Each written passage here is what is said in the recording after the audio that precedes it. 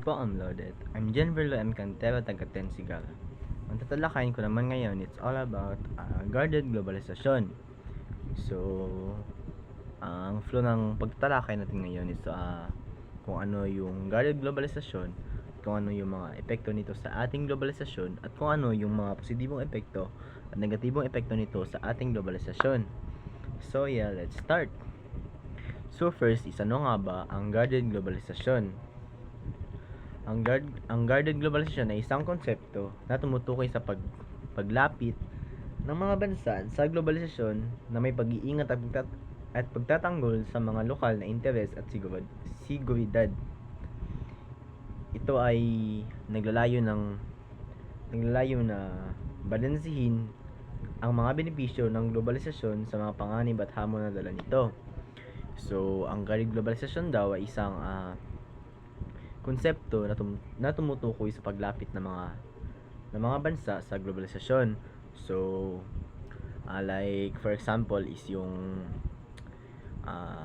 bansa daw is dahil sa guarded globalization, ito ay may pag-iingat ng mga interest o mga production para hindi sila malugi. So, gamit ang guarded globalization din ay mas napapaunlad nila yung bansa nila kasi nga may pag-iingat sa mga interest o sa mga bayad o sa mga kinukuha nila na mga pera o sa pag-production ng mga iba't ibang gagamitan or iba't ibang bagay na kumukuha sa kanila or sila yung kumukuha sa ibang bansa. And yes, ang epekto naman nito sa ating globalisasyon ay marami. Katulad ng pagtataguyod ng mga lokal na kultura. Ito ay ang gamit din ng guarded globalization ay napoprotektahan yung wika at kultura ng isang bansa na like hindi mapapasukan ng kahit anong wika o hindi magbabago yung kultura nila na nakasanayan nila. And yes, gamit din ang guarded globalization ay nagtataguyod din ito ng mga lokal na trabaho kagaya ng mga nangyari sa isang bansa ay may bumuo o nagbuo ng isang management kung saan nag-open for hire yung mga management na yun para sa mga tao na nangangailangan ng mga trabaho. And yes, ang positibong epekto naman nito sa ating globalisasyon ay yung napapalakas nito ang mga seguridad ng isang bansa. Hindi sila madali na apihin ng ibang bansa o hindi sila madaling sakupin kasi may pag-iingat sila sa mga galaw nila and kaya nag-aalinlangan yung ibang bansa na sakupin sila.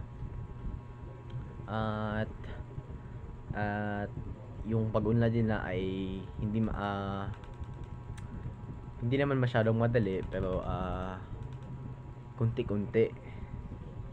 And ang negatibong epekto naman nito sa ating globalisasyon ay yung kagaya nga ang positibong epekto ng guarded globalization, di ba, ay yung kaunti-unting pag-unlad. Pero kung walang masyadong knowledge about guarded globalization ay maaari itong magdulot ng pagbagal ng pag-unlad. Dahil ito ay naglimit ng mga pandaigdigang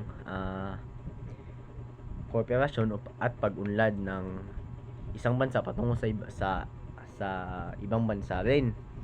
And nililimitahan nila ito dahil nga mautak sila kasi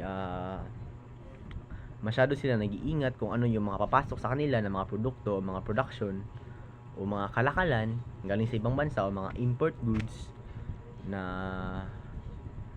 masyadong silang mahigpit ata sa mga papasok sa kanila, and hindi rin masyadong madali yung pakikipagsundo sa kanila na mag-export sila ng mga lokal na lokal na lokal na kalakalan o lokal na mga benta. And yun lamang po ang Guarded Globalization. Maraming salamat po.